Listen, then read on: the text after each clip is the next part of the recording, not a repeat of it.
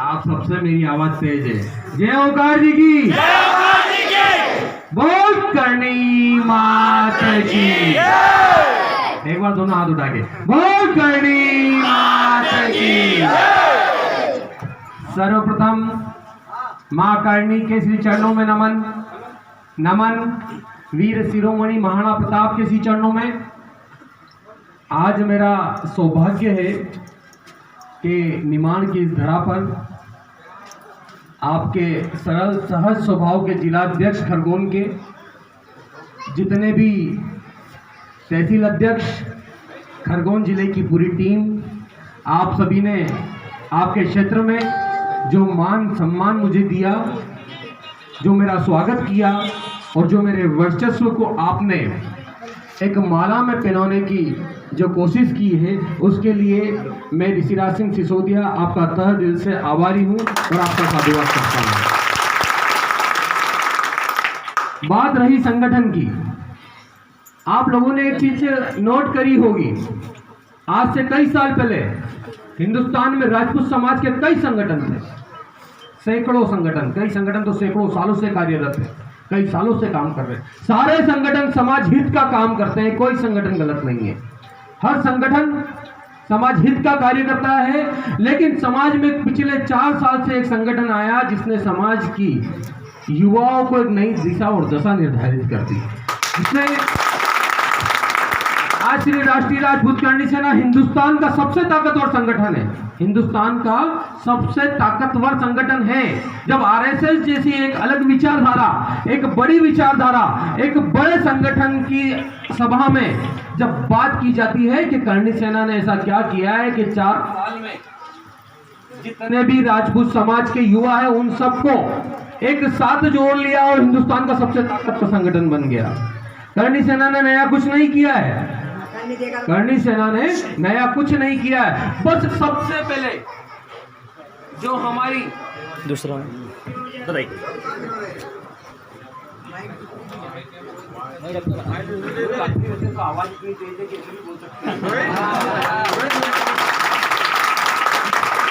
करणी सेना ने नया कुछ नहीं किया है। जो वास्तव में समाज की सबसे ज्वलनशील मुद्दे थे उन पर बात करी है। अभी तक जो बातें होती थी वो उन मुद्दे पे होती थी जिनका समाज में औचित्य तो था लेकिन बहुत ज्यादा महत्व नहीं था। समाज के सबसे ज्वलनशील मुद्दे, हमें युवाओं का भविष्य देखना था। हमने युवाओं के हित की बात करी और आरक्षण जैसे एक ऐसे मुद्दे पर, ऐसे दंश पर हम लोगों ने चर्चा करी और ऐसे दंश की आवाज उठाई जो हिंदुस्तान की सबसे बड़ी बड़ी रैलियां निकाली है। आपने देखा होगा रतलाम की रैली, उज्जैन की रैली, इंदौर की रैली, मां अहिल्या की नगरी में आप लोगों के यहाँ से सर्वाधिक सबसे ज्यादा सहयोग प्राप्त हुआ था। उसके लिए भी मैं आप सभी लोगों को धन्यवाद प्रदान करता हूँ। मैं धन्यवाद देने आपके क्षेत्र में आया भी इसीलिए हूँ कि मां अहिल्या की नगरी में जो रैली हुई थी उस रैली में आपका सबसे ज्यादा सहयोग था। आपने पूरा खंडवा रोड जाम कर दिया था। वर्तमान समाज में आरक्षण और ST/SC एक्ट 2 ऐसे ज्वलनशील मुद्दे हैं जिनके ऊपर समाज को सबसे ज्यादा एकजुट होना पड़ेगा। लोकतांत्रिक व्यवस्था में राजनीति सब करते हैं, राजनीति जरूरी भी है, करना भी चाहिए। आप कोई कांग्रेस से है, कोई बीजेपी से, कोई फर्क नहीं पड़ता। लोकतंत्र में कांग्रेस बीजेपी कर रहे हो, करना भी चाहिए, हमारा हस्तक्षेप होना भी चाहिए। लेकिन जब समाज की बात आए, समाज के मुद्दों की बात आए, समाज के हित की बात आए, समाज के युवा की बात आए या समाज के वरिष्ठ की बात आए तो ये राजनीति झंडा इतनी दूर फेंक दो कि सामाजिक भगवा के आगे कोई नहीं दिखे। आज से पहले राजपूतों का वर्चस्व नहीं था, लोकतांत्रिक व्यवस्था में राजपूतों को पूछा नहीं जाता था। लेकिन जब से मध्य प्रदेश में, हिंदुस्तान में करणी सेना आई है, मध्य प्रदेश में ठाकुर जीवन सिंह शेरपुर के नेतृत्व में जब से करणी सेना ने कार्य करने लगा है और ऐसे जाबाज जिलाध्यक्ष जब से हुए हैं, लालावाला जैसे जिलाध्यक्ष जो आपके पूर्व जिलाध्यक्ष थे, लालावाला जैसे व्यक्तियों ने जब से आपके निमाड़ के क्षेत्र में, पंकज राज सिंह पुन्नी जैसे व्यक्तियों ने जब से निमाड़ के क्षेत्र में अपनी बागडोर संभाली है और युवाओं के हिसाब से एक नई दिशा और दशा प्रदारित की है, तब हिंदुस्तान का सबसे ताकतवर संगठन बन के राष्ट्रीय राजपूत करणी सेना उभरा है। और उसके बाद में लोकतांत्रिक व्यवस्था में हमारी पूछ परख होने लगी है। अब लोग जानने लगे हैं कि राजपूत जो मतदाता है, अगर किसी क्षेत्र में अगर 20,000 राजपूत है तो वो 60,000 वोटों को इफेक्ट करते हैं। 60,000 वोट मैं बताता हूं कैसे करते हैं। 20,000 लोगों के यहाँ 5 आदमी तो काम करते ही करते होंगे। करते हैं कि नहीं करते हैं? हमारे तो बहुत ज्यादा करते हैं, आपके इधर भी बहुत ही ज्यादा करते होंगे, क्योंकि यहाँ भी सब जमीन जायदाद वाले लोग बैठे हैं, है ना। तो 5 आदमियों को कम से कम इफेक्ट करते हैं, तो हम 60,000 वोटों को इफेक्ट करते हैं। इसीलिए वर्तमान सरकारें अब करणी सेना को, राजपूत समाज को पूछने लगी है, संगठन कैसे विस्तार होगा, संगठन कैसे बड़ा होगा, संगठन मजबूत कैसे होगा। आप लोग बहुत अच्छा कार्य कर रहे हैं, लेकिन जितने भी पदाधिकारी हैं, आप लोगों को जमीनी स्तर पे काम करना पड़ेगा। हर व्यक्ति के अच्छे या बुरे में आपको खड़ा रहना पड़ेगा। हर व्यक्ति की जरूरत को फुलफिल करना पड़ेगा।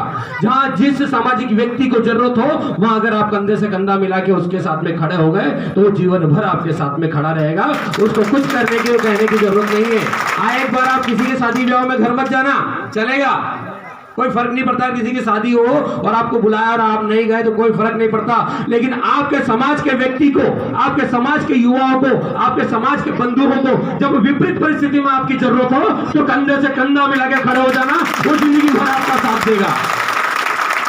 राजपूत समाज जो स्वाभिमानी कौम मानी जाती है, इसीलिए मानी जाती है, अगर आपने एक बार किसी की मदद कर दी तो जीवन में कभी भी राजनीतिक पार्टियों की तरफ नहीं देखेगा और सिर्फ और सिर्फ उसको करनी से नहीं दिखाई देगी। वैसे भी आप लोगों के अंदर जितनी ऊर्जा है, आज 11 बजे 1 बजे का समय था, 5 बज चुकी है और फिर भी आप उसी संख्या में यहाँ पर विराजमान है। मतलब आपके अंदर समाज हित के भाव है, आप समाज के लिए कार्य करने वाले लोग हैं। आपको किसी को रोकने की जरूरत नहीं है। जब समाज को आपकी जरूरत पड़ेगी, आप स्वतः ही वहां उपस्थित हो जाएंगे।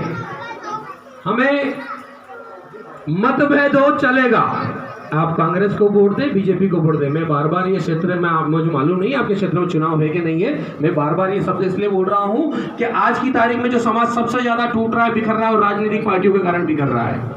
राजनीतिक पार्टियां अपने मोह के कारण समाज को बिखेर देती है। अगर हम लोग, मतभेद हो चलेगा, आप बीजेपी को वोट दें, कांग्रेस को वोट दें, लेकिन मनभेद नहीं होना चाहिए। हमारे अंदर मनभेद ना होना चाहिए, क्योंकि ये घुटना है ना, पेट की तरफ भी मुड़ता। हमारे मालवा की सबसे प्रचलित कहावत है, घुटना जो है वो पेट की तरफ भी मुड़ेगा, और वास्तव में घुटने को पेट की तरफ भी मुड़ना चाहिए। जहां आपके भाई को सबसे ज्यादा आपकी जरूरत होती है, तो वही आपके साथ खड़ा हो, और आप भी अपने भाई के साथ खड़े होंगे, तो जीवन भर ये समाज की जो बंद मुट्ठी है ये चलती रहेगी। आप लोग वास्तव में एक जाजम पर हम बैठने लगे हैं। अगर हम वास्तव में ताकत के साथ एक जाजम पर हो और ये मुट्ठी बंद करके काम करें, तो इस लोकतांत्रिक व्यवस्था में पुनः हमारा ही राज होगा।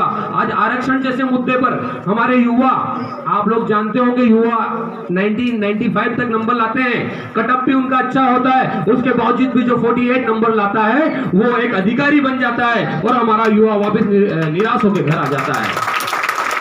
राष्ट्रीय राजपूत करणी सेना ने जब से दायित्व संभाला है, तब से उन्होंने एक ही विषय पर मांग करी है कि आरक्षण को आर्थिक आधार पर लागू किया जाए, जातिगत आधार से समाप्त कर दिया जाए। आज भी राजपूत समाज में कम से कम 35-40% लोग ऐसे हैं जिनके रात का चूल्हा नहीं जलता है, अगर दिन भर काम नहीं करे तो। अगर यहाँ लोग कम आते हैं तो उसका कारण यह है कि वो कहीं ना कहीं काम पे गए। अगर वो एक दिन करणी सेना या सामाजिक मीटिंग में आ जाएंगे तो उनके घर का चूल्हा नहीं जलेगा।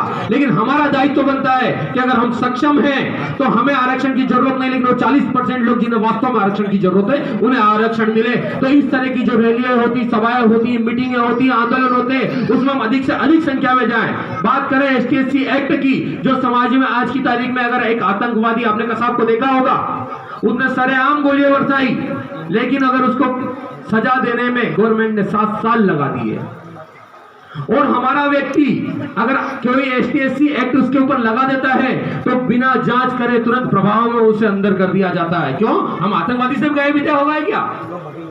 अगर इस समाज में, इस देश में राजपूत नहीं होते, राजपूतों की उपलब्धि गिनाने की कोई जरूरत नहीं है। हजारों सालों से राजपूतों का शासन इस देश पर रहा है। अगर महाराणा प्रताप जैसे वीर योद्धा नहीं होते, शिवाजी जैसे नहीं होते, पृथ्वीराज चौहान जैसे लोग नहीं होते, तो ये हिंदुस्तान कभी का मुगलिस्तान बन चुका होता। हम सबके कई के खतने हो चुके होते अभी तक। बात कर दी, लेकिन सत्य है। आज हम महाराणा प्रताप को पूछते हैं। महाराणा प्रताप ने अपना सर्वोच्च जीवन समाज के लिए, अपने राष्ट्र के लिए न्यौछावर कर दिया। उन्होंने महल थे, सोने की थालियां थी, सोने के बिछौने थे, उसके बावजूद भी घास की रोटी खाई है। क्यों खाई है?